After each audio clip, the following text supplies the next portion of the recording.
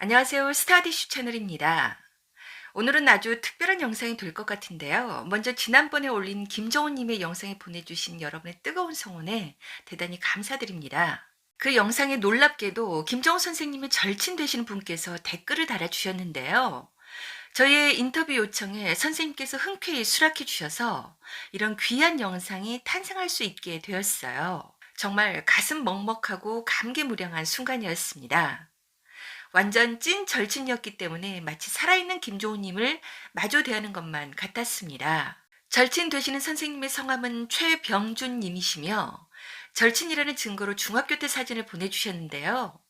독수리 오형제처럼 5분이 아주 친하게 지내서 거의 매일 만나 놀았다고 합니다. 이 사진에서 김종우님은 가운데 있는 분이고요. 최병준 선생님은 김종우님의 바로 오른쪽 옆에 계신 분이라고 해요.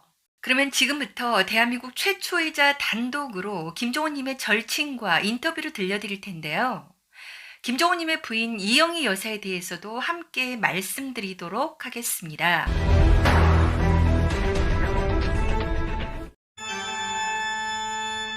그 사진 속에 있는 5명이 네.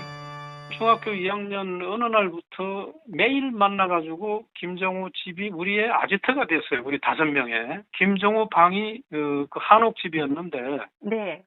김정우 방은 문간방이었어요. 이제 대문을 열고 들어가면 바로 왼편에 김정우 방이에요. 문간방이. 아, 그리고 이제 저 안으로 들어간 마당이 있고 그 마당 안쪽에 안방에는 제 어머님이 기거를 하셨는데 네. 그 어머님은 상당히 절세 미인이시고 아, 김정우 얼굴이 엄마를 많이 닮았어요. 그냥 이런 여자다운 미인이 아니고 미인이시면서 그 카리스마가 풍겨나오는 그게 대단해서 사실 저희가 중학교 때 엄마 얼굴을 눈을 못 마주쳤어요. 그 어떤 빛에 눌려가지고 예, 어머니의 빛에 눌려가지고 네. 저는 엄마의 얼굴을 정면으로 못 쳐다봤어요. 김정우 어머니를.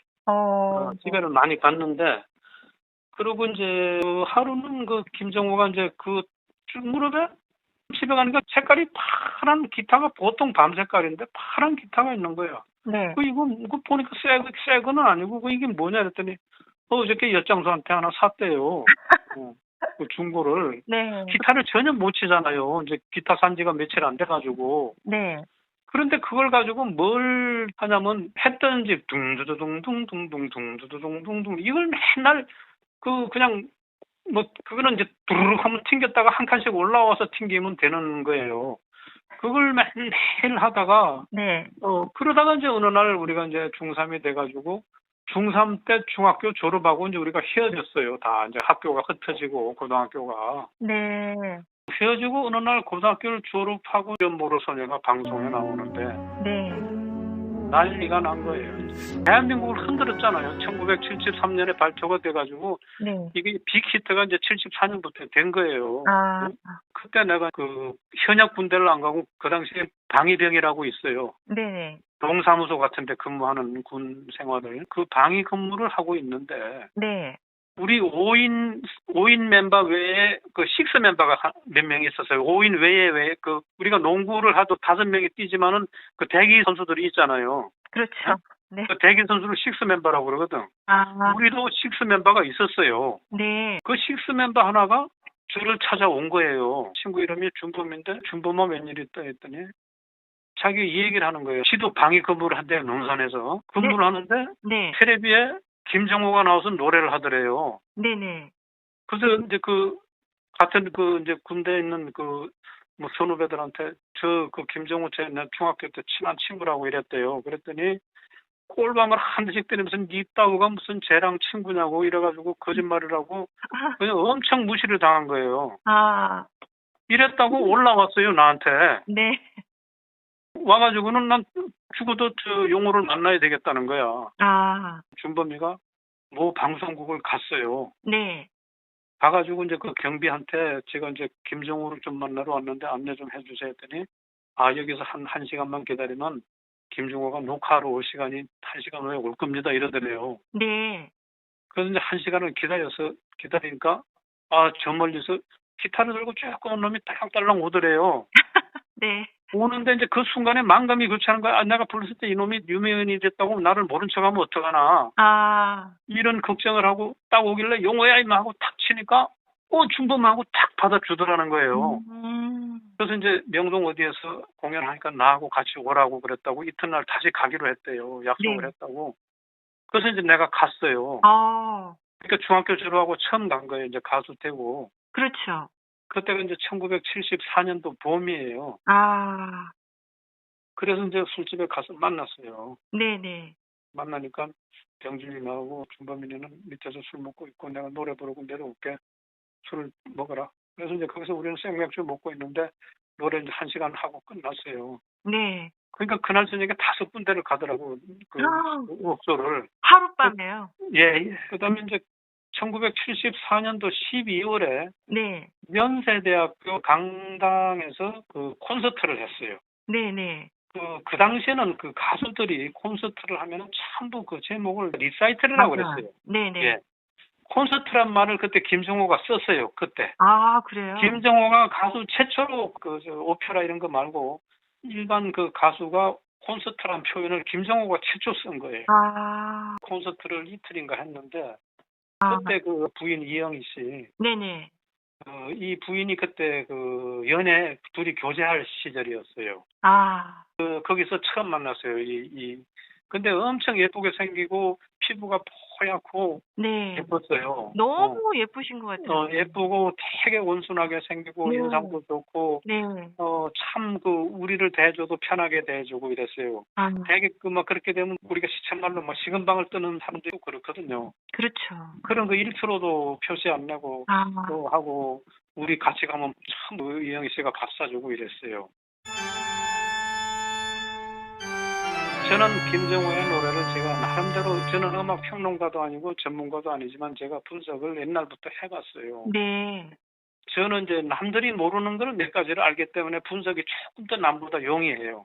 아, 그렇겠네요. 예, 첫째 김정호는 무진장 외로운 아이였어요. 그 당시에. 아, 보통 외로운 게 아니고 네. 엄청 외로웠어요. 그래서 제가 볼 때는 그 외로움이 이 가슴에 한으로도 남아있을 걸로 저는 추정을 해요. 네. 왜 그러냐? 네. 아까 얘기한 어머니가 그 혼을 낼 때는 추상 같고 또 절세 미인이고 또 그 카리스마가 대단한 여장보고 근데 무진장 바쁘신 분이 돼가지고 네. 그 아이들을 돌볼 시간이 1분도 없어요. 아, 이 엄마는. 네네. 그다음에 가정 환경이 아, 내가 지금 밝힐 수 없는 외로울 수밖에 없는 이유들이 몇 가지 있어요. 그거를 지금 제가 밝힐 수가 없어요. 왜냐면은 그 생존에 계시는 분들이 많기 때문에 그 연관된 네. 분들이 이분들의 그 프라이버시 문제도 있고 해가지고 네. 그 자세한 거를 못 밝혀요. 제가 이제 성인이 돼서 이렇게 보면 그때 이 친구가 엄청나게 외로웠구나. 그래가지고 그 외로움을 승화시키고 토로한 게 이 사람 노래예요. 아, 이 노래 속에 그걸 갖다 박은 거예요. 네. 심어버린 거예요. 나의 마음을 심은 거예요, 노래에다가. 네, 그런 것 같습니다. 근데 그 노래를 다 들어보면 그 외로움에 그 울부짖는 노래가 많아요. 그리고 이제 왜 천재가 됐냐. 국악도 어느 기반이 되었고, 네. 그 웅변이 상당한 기여를 했다고 저는 봐요. 웅변. 네. 네. 웅변을 해가지고 중학교 때 1등을 했는데 학교에서. 오, 그 웅변을 해가지고 목소리가 완전히 터졌다고 봐요, 저는. 아, 웅변에서. 예. 아, 웅변이 이게 목소리가 안 터지면 웅변 못해요. 그렇죠. 지금도 제가 김정은 노래를 들으면 소름이 돋아요. 옛날 중학교 때 나오던 목소리 그대로예요. 웅변을 기가 막히게 했어요. 그래서 그 목소리가 네. 웅변에서 그 울림이 커요. 목소리가 맞으면 트였어요. 이렇게 트였다고. 트였다고요? 트였다는 말이 덕음을 한 사람의 목소리는 작게 말해도 이게 울림이 있거든. 그래 트였어. 네. 국악을 해서 기초가 터졌고 네, 목청이. 네. 웅변에서 또 이제 그 마무리가 된 거예요, 목소리가. 아. 그래서 기가 막힌 말하자면 무기가 생긴 거야, 목소리가. 네. 됐는데 이 사람이 왜 천재가 되었느냐. 네. 일반 가수들은 작사가 따로, 작곡가 따로, 노래 따로 세 사람이 만든 작품을 어느 한 사람이 부른단 말이에요. 응? 그렇죠. 네. 그죠? 네네. 근데 김종호가 왜 천재가 되었느냐. 작사, 작곡, 노래를 본인 혼자 다 했잖아요. 그렇죠. 그런데 우리가 일반 작곡가들이 작곡을 할 때에 어떤 의도를 가지고 만들어요. 이 노래는 이런 식으로 불러라. 저 노래는 저런 식으로 불러라. 이렇게 하는데 그걸 가수한테 노래를 훈련을 시키면서 강조를 자꾸 해요. 이렇게 불러라. 여기를 좀 띄워. 그러나 작곡가 본인이 안 부르기 때문에 가수한테 아무리 주입을 시켜도 100%는 안 되는 거예요. 작곡가 의도대로. 그렇죠. 80% 되면 잘하는 거예요. 그렇죠. 네. 네, 그런데 김정호는 그럴 필요가 없잖아요. 그렇죠. 본인이 만든 대로 본인이 부르기 때문에 100%가 도출이 되는 거예요. 아, 본인의 의도가. 네네, 네. 그죠? 무슨 말인지 알겠죠? 네네. 그러니까 우리가 이제 김정호의 말년 작품 님 같은 걸 들어보면은 그 노래가 어떻게 나옵니까? 피를 토하면서 부르는 거예요. 실제 피는 안 토하지만은 그렇죠. 네네. 영혼을 불태우면서 부르는 거예요. 네. 그럼 듣는 이가 어떻게 해서요? 전율을 느끼면서 듣는 거예요. 그렇죠. 네. 그리고 또 하나가 이유가 있는데 김정호의 작사, 말하자면 그 노랫말은 네. 그냥 읽어보면 전부 고결한 시입니다. 자, 한 구절을 예를 들어볼게요. 네. 보고 싶은 마음이란 노래가 있어요. 네네. 거기 보면은 철새가 휘돌고 간 철새가 휘돌고 가 이런 노래가 있는데 여기서 철새가 휘돌고 간이라는 말이 나와요. 이 휘돌고 간 이 구절은 우리나라 작사가들 중에서 이 한 토막밖에 없을 거예요, 아마. 아, 저도 가사를 보고 다 정말 너무 그리고 놀랐거든요. 이름 모를 소녀를 한번 보세요. 네. 중간에 발빛 젖은 금빛 물결 바람에 이 누나 이렇게 나와요. 네. 네. 이 누나가 무슨 말입니까? 일렁인다는 말이죠. 그렇죠. 근데 이 누나로 표현하는 건 일반 시인도 잘 못해요. 어떻게 이렇게 작사를 했을까? 아, 심지어는 의심을 해봤어요. 진정 네가 했느냐? 응. 네. 근데 이게 자기가 안 했으면 지금쯤은 네. 이 김정은 노래는 내가 작사한 거 도와줬다는 사람들이 나와야 되거든. 그렇죠. 한 사람도 안 나오잖아요. 그렇죠.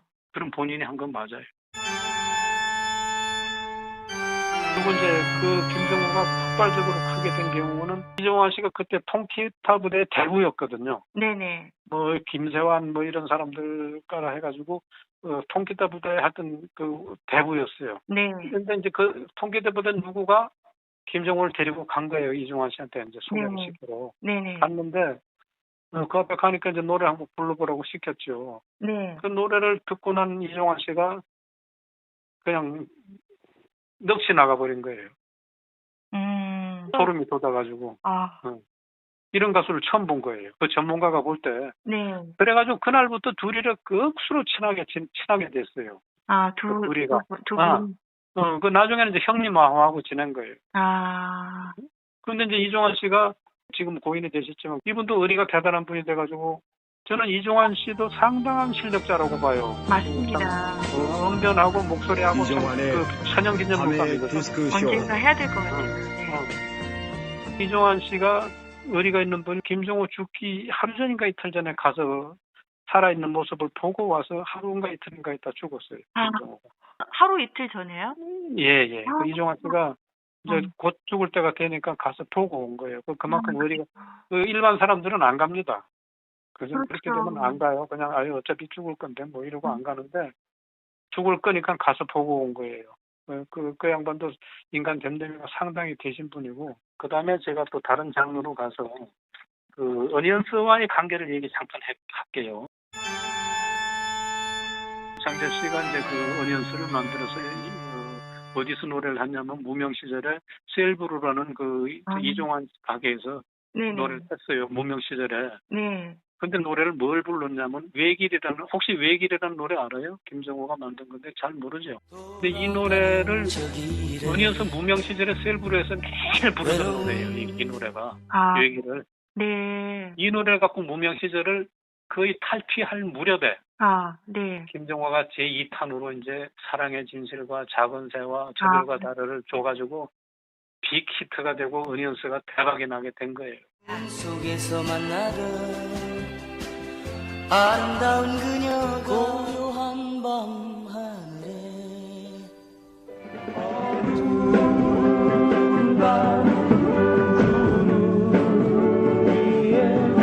시절에 그 이 노래들을 사랑의 진실 뭐 이런 노래들을 전부 임창재가 작곡했다고 발표가 됐어요. 처음에는 그랬다고 그러더라고요. 네. 그렇게 했는데 저는 지금도 소름이 하나 끼치는 게 임창재 씨가 나쁜 사람 같았으면 이걸 끝까지 내가 작곡했느라고 우기고 하면 이제 이게 막 소송 들어가고 난리 나요. 그렇죠.